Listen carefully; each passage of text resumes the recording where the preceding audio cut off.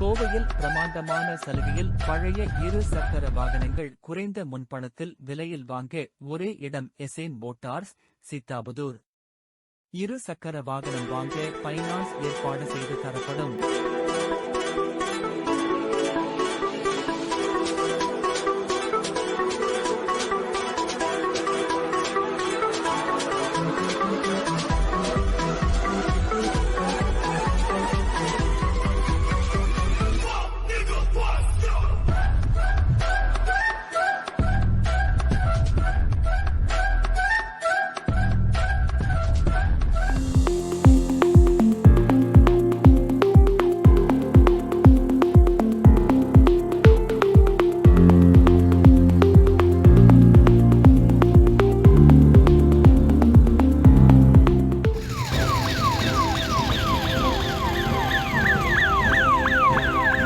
தேனி அல்லிநகரம் நகராட்சி பகுதியில் மதுரை ரோட்டில் உள்ள ரயில்வே கேட் அருகே தேசிய நெடுஞ்சாலைத்துறை சார்பில் 92 ரூபாய் 2 கோடி மதிப்பில் மேம்பால பணிகள் நடக்கின்றன.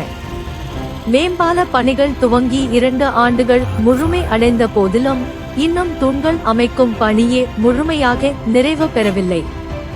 நெடுஞ்சாலைத்துறையினரோ நிதானமாக பணிகளை மேற்கொண்டு வருகின்றனர்.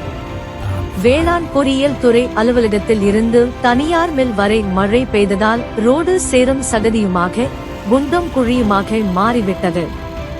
இதில் 2 வீலரில் செல்வோர் வழுக்கி விழுவது தொடர்கிறது. மழை இல்லாத நேரத்தில் அதிக அளவில் புழுதி பறக்கிறது.